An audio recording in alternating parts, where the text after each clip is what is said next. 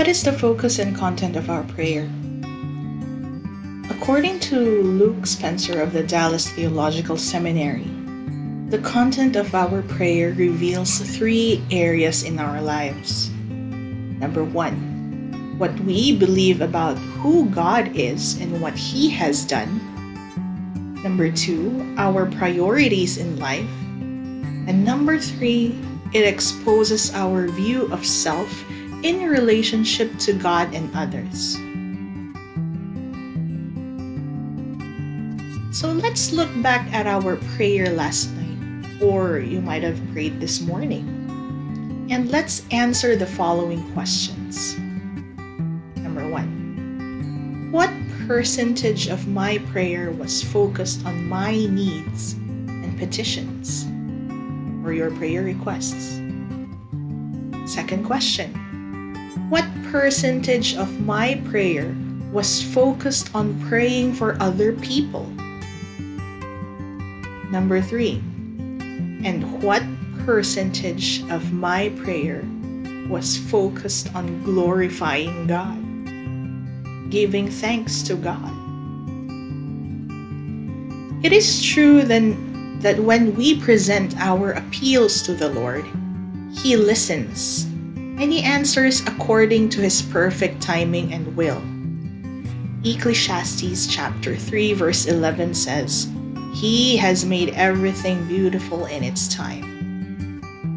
When we pray for others, He listens and He moves. So before we can respond to the question, how many percent of our prayer centers on glorifying God, we should answer this question first. Who is God to you?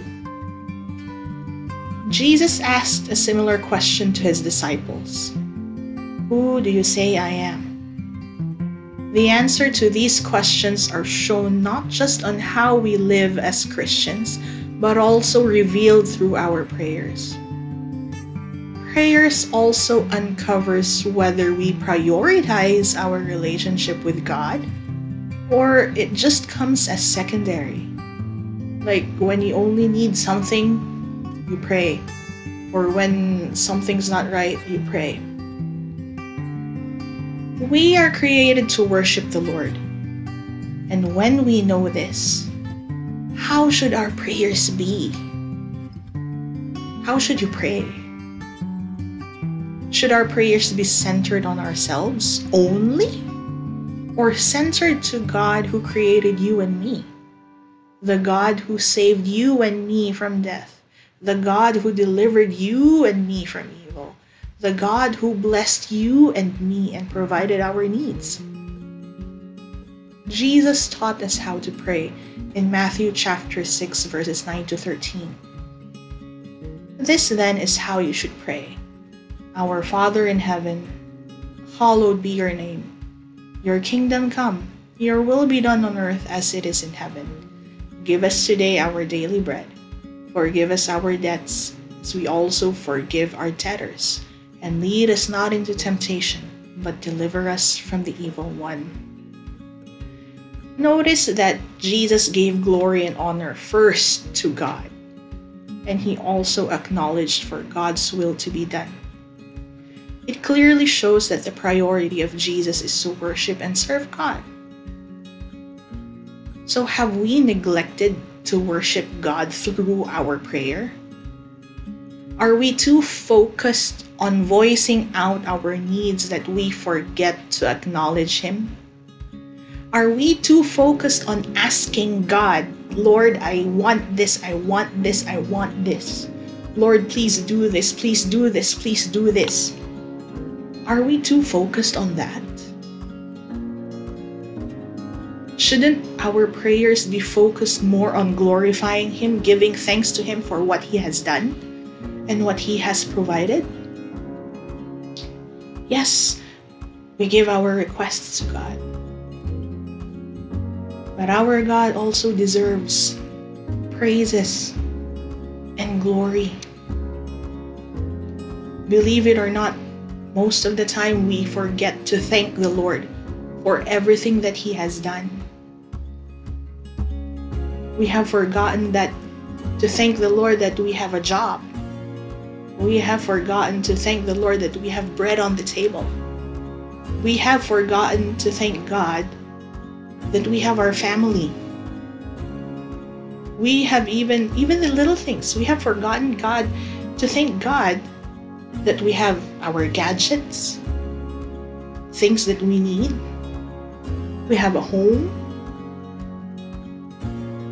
We have forgotten that in our prayers.